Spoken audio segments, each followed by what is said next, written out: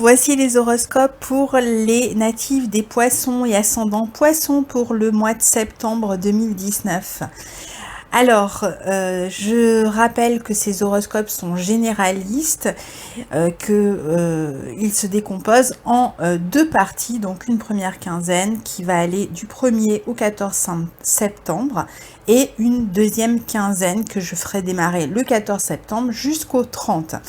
Dans cette première quinzaine de septembre, on est un petit peu dans la même énergie que sur la fin du mois d'août, c'est-à-dire qu'on a un amas planétaire dans votre secteur 7 en Vierge, maison des contrats, des engagements, des relations aux autres, du couple, des rencontres. Donc on va avoir la thématique de la relation à autrui qui va être extrêmement prégnante pour vous ce mois-ci, vu qu'on a vraiment un amas planétaire dans ce secteur 7, ça veut dire que votre relation à l'autre, et quand je dis relation à l'autre, ça va être une relation affective, la relation de couple, mais ça va être la relation aussi aux autres dans un travail, ou à l'autre, à une personne de la famille, ça peut être à quelqu'un, la relation avec quelqu'un qui fait partie de votre cercle amical, va vraiment être prédominante, et c'est là-dessus en fait, c'est ce qui va vous occuper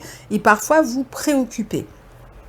Alors, on peut être en train de s'occuper d'un engagement, peut-être qu'on a fait une rencontre importante récemment, et cette relation eh bien, va vous amener à faire des projets, donc vous êtes peut-être dans une dynamique de projet de couple qui réclame toute votre attention sur les détails, probablement peut-être un engagement en commun dans le sens on va emménager ensemble, on a peut-être ce projet-là, ou alors on a un projet autour peut-être d'un enfant, ou on a un projet peut-être tout simplement de colocation avec d'autres personnes, mais quelle que soit la situation, il peut y avoir quelque chose qui vient troubler un peu votre sérénité pendant cette période.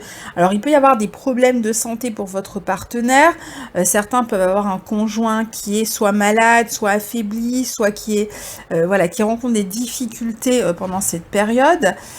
Si vous avez un partenaire qui attend un enfant, bien peut-être que on est sur une période de fin de grossesse qui peut être peut-être difficile, ou tout simplement c'est une fatigue qui est liée à la fin d'une grossesse. Donc vous allez peut-être mettre le focus, l'accent sur votre partenaire, vous occuper davantage de votre partenaire pendant cette période-là.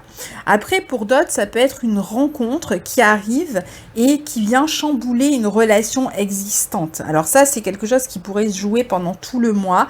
Donc ça peut être une nouvelle rencontre que vous faites et qui finalement vous amène à vous éloigner de la personne avec laquelle vous êtes en couple pour l'instant, parce qu'il y a plus d'affinité, parce que vous ne trouvez pas de satisfaction, d'épanouissement dans cette relation, et vous aurez envie de démarrer autre chose.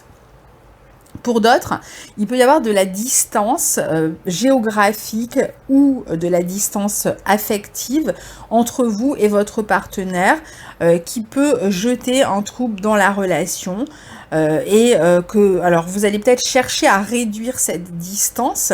Alors si c'est une distance affective, vous allez peut-être essayer de faire un maximum pour l'autre, pour lui plaire, pour le séduire ou la séduire par tous les moyens qui vous sont possibles.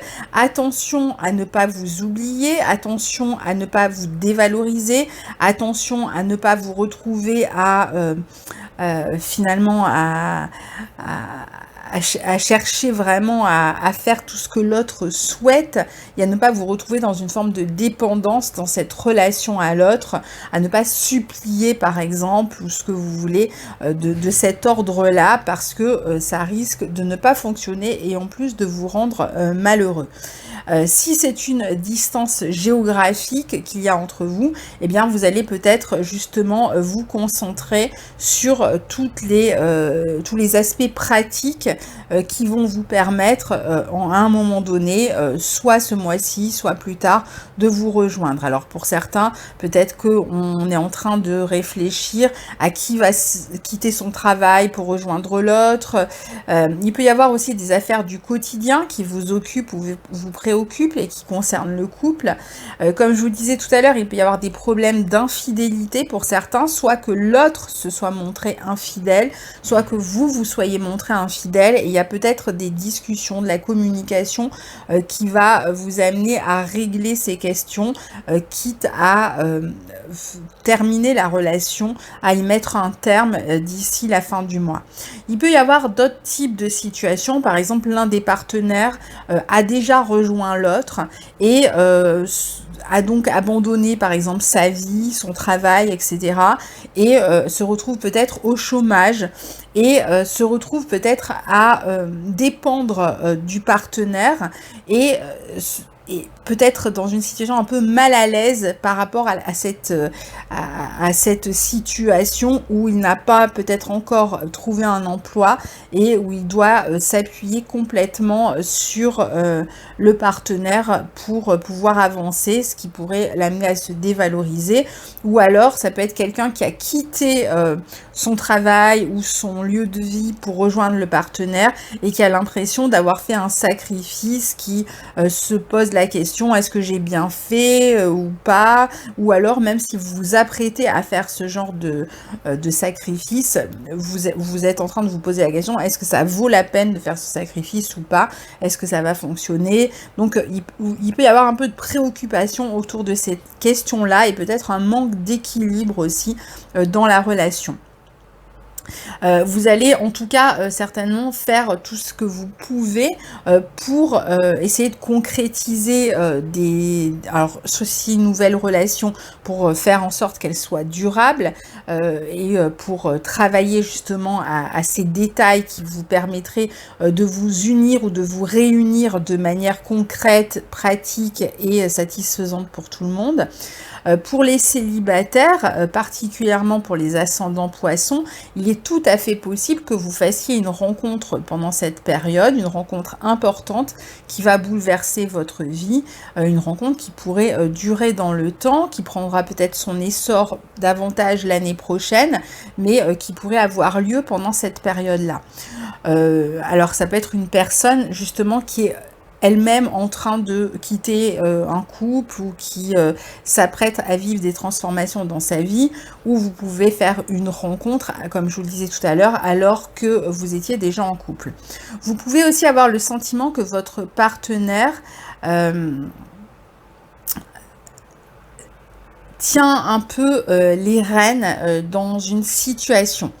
Qu'il s'agisse d'ailleurs d'une relation de couple, ou qu'il s'agisse d'une association ou d'une relation amicale, vous pouvez avoir l'impression que finalement tout se passe selon la volonté, les désirs de votre partenaire, et finalement que vous n'avez pas vraiment votre place dans une relation.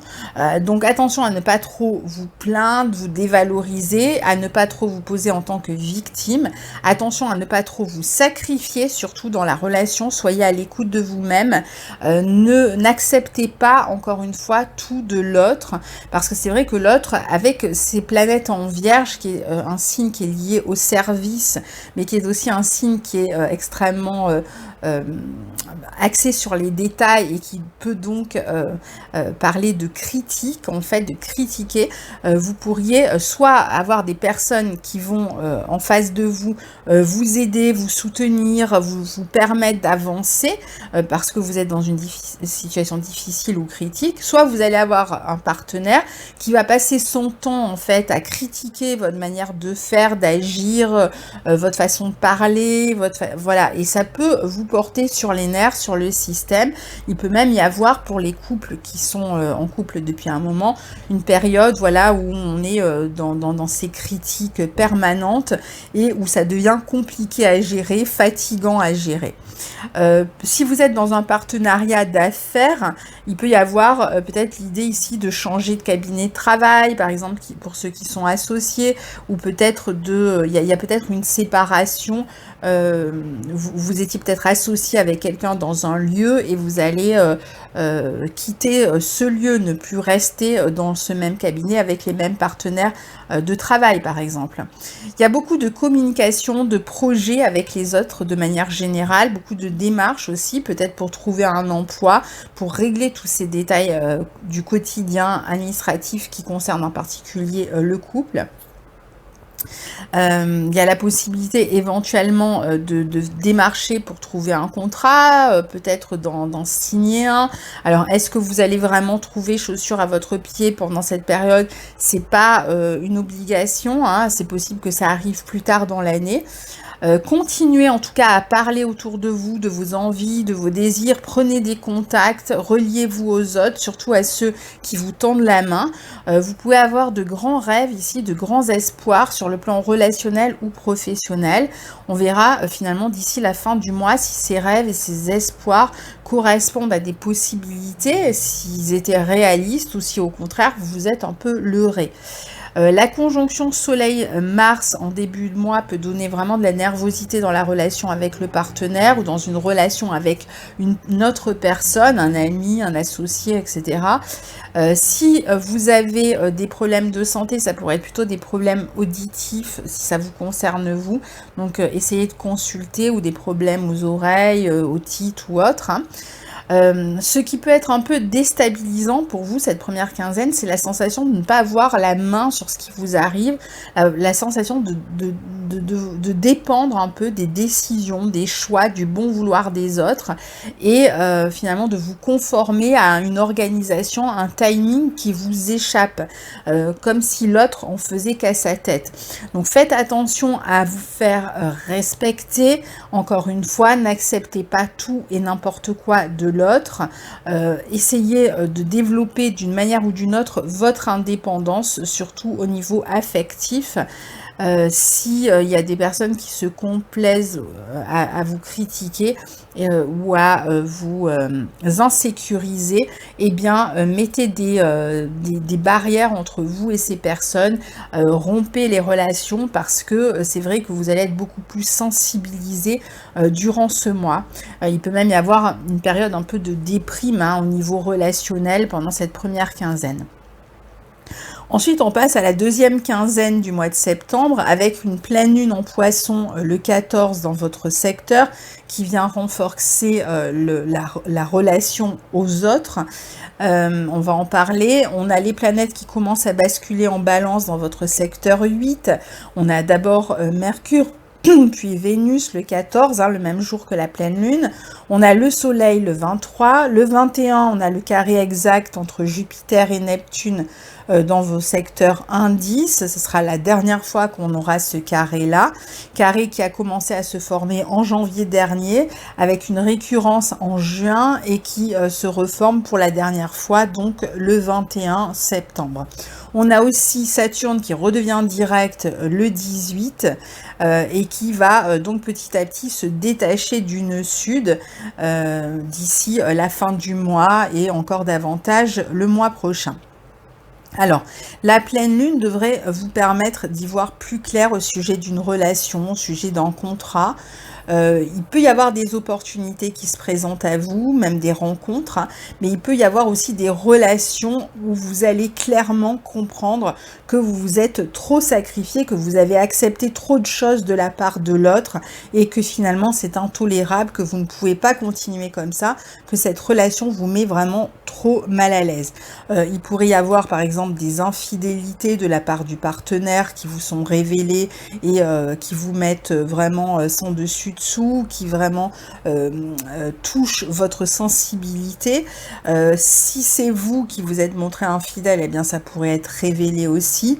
Il peut y avoir en tout cas de la confusion vraiment à son comble, notamment entre le 14 et le 21, je dirais même entre le début du mois et le 21, mais à partir de la pleine lune, entre le 14 et le 21 septembre, avec beaucoup de déception par rapport à une attente qu'on avait sur le plan affectif, sur le plan relationnel. Donc, évitez vraiment de vous sacrifier et de vous agenouiller devant quelqu'un pendant cette période, parce que ça ne servira strictement à rien, sinon à renforcer la distance qu'il y a entre vous et l'autre, et surtout à vous faire du mal et à vous amener à avoir un sentiment de dévalorisation, un sentiment d'être complètement paumé finalement dans une situation. Ça peut concerner un contrat aussi. Alors après, il peut y avoir aussi une relation qui existe où on n'a pas ce type de problématique-là. Vous vous êtes rejoints, vous avez démarré une vie commune, ou vous avez démarré quelque chose ensemble, vous avez démarré des projets ensemble, mais cette relation ne correspond pas à ce que vous aviez imaginé. Il y a de la déception dans l'air pour d'autres raisons que l'infidélité. Il y a peut-être une personne en face qui est un peu trop décideuse, un peu trop dans le contrôle, et vous avez l'impression de ne pas trouver votre place au sein du couple. C'est vrai que pendant cette période-là, entre le 14 et le 21, ce sentiment va être extrêmement renforcé. Pour d'autres, ça peut être un moment, pour ceux qui sont avec un partenaire qui a des problèmes de santé, où un diagnostic pourrait être posé sur ces problèmes de santé, où on pourrait avoir un partenaire qui va vraiment mal et dont il va falloir s'occuper, qu'il va falloir aider.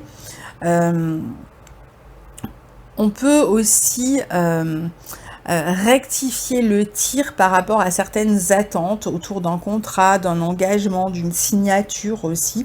Là aussi, il peut y avoir de la déception dans l'air ou des résultats qui ne sont pas vraiment à la hauteur de vos espérances, mais qui vont peut-être vous permettre d'avancer pour l'instant en attendant des jours meilleurs. Cette pleine lune sera justement le moment vraiment de vérité sur toutes ces questions. Est-ce que j'ai eu raison de prendre telle ou telle direction? Est-ce que j'ai eu tort? Il peut y avoir des changements de perspective à ce moment-là. Pareil pour les engagements avec un partenaire professionnel, affectif ou autre. Le 18, donc Saturne redevient direct dans votre secteur 11, celui des projets, et il va défaire peu à peu d'ici le mois prochain sa conjonction au nœud sud. Donc vous pourrez commencer à agir davantage à partir de là sur vos projets. Vous aurez peut-être mis un terme à certaines relations, à certaines amitiés. Vous aurez peut-être voilà, justement posé des barrières, des conditions avec certaines personnes qui auront eu tendance à abuser de vous. Vous allez peut-être vous détacher de certaines attentes aussi, repartir finalement d'un nouveau pied par rapport à vos projets, par rapport à vos relations. Vous allez peut-être avancer en cherchant finalement à vous renouveler davantage que de rester dans un marasme qui ne vous convient plus. Il y a de grands projets ici qui se préparent pour vous et qui vont vraiment vous occuper toute cette fin d'année et en particulier toute l'année prochaine. Des projets qui vont se mettre en place et qui vont même certainement vous suivre toute votre vie. Donc restez centrés parce qu'il y a de grandes choses qui se préparent pour vous. Le 14, on a Mercure et Vénus qui basculent dans votre secteur 8 en balance, suivi par le Soleil le 23, et on va terminer avec une nouvelle lune en balance dans votre secteur 8 en balance, hein, donc le 28 septembre, sachant que les planètes vont former un carré à Saturne et un sextile à Jupiter. On peut donc imaginer que d'une part, il y a peut-être soit quand même des opportunités, de la chance, du soutien qui vont vous permettre de vous libérer de certaines situations, qui vous permettent d'avoir un esprit un peu plus positif par rapport aux problématiques que vous rencontrez. Mais en même temps, on va avoir ici la possibilité dans ce secteur 8 de transformer vraiment les relations qui ne fonctionnent pas. On peut imaginer, alors pour certains, il peut y avoir un événement heureux concernant votre vie amoureuse qui va complètement révolutionner votre vie dans cette deuxième quinzaine.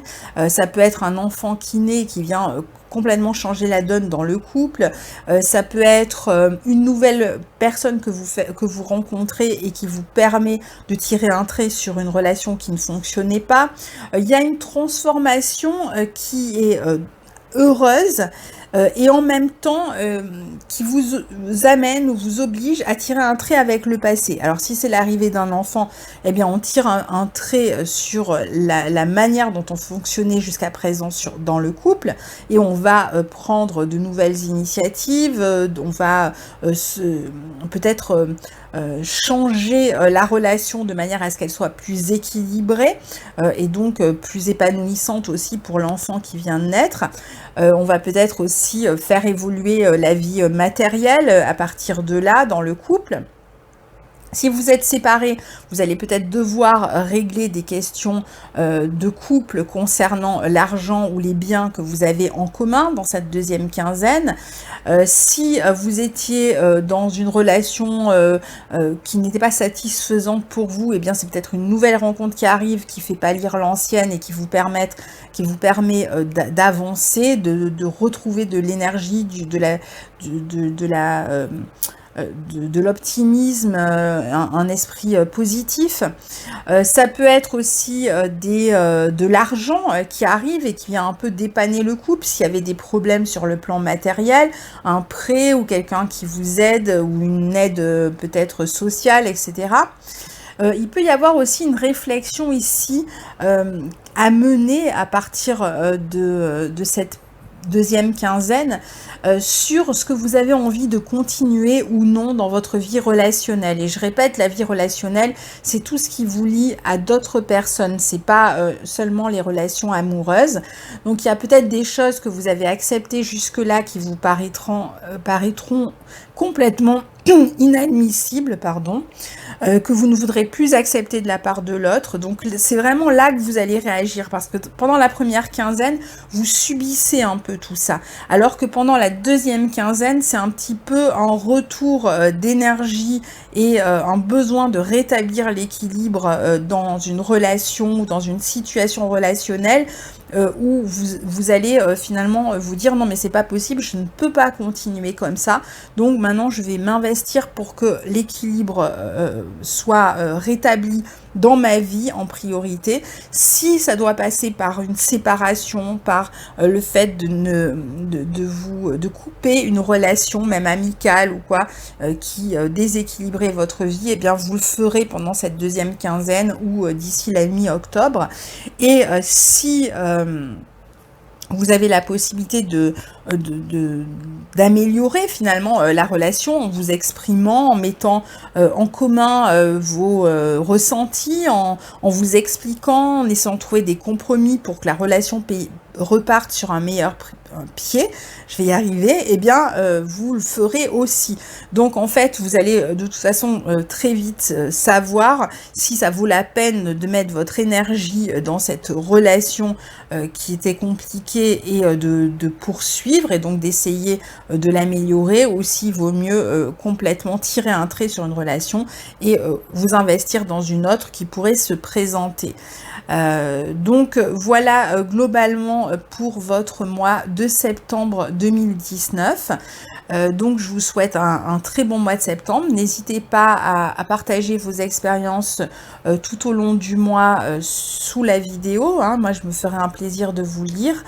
Si vous avez besoin d'une consultation personnelle qui correspond à votre thème natal, eh bien je reprends le travail le 2 septembre, donc je remettrai certainement la possibilité de passer commande d'ici dimanche, hein. Ça sera peut-être ce soir ou demain, enfin en tout cas avant la fin du week-end, et donc vous pourrez en faire la demande. De toute façon vous pouvez m'envoyer un mail à l'adresse qui est sous la barre d'infos ou qui s'affiche au début de la vidéo, et je répondrai à ces mails à partir de lundi, et je vous donnerai les délais d'attente, etc. Enfin voilà, donc très bon mois de septembre à vous et à très bientôt, au revoir.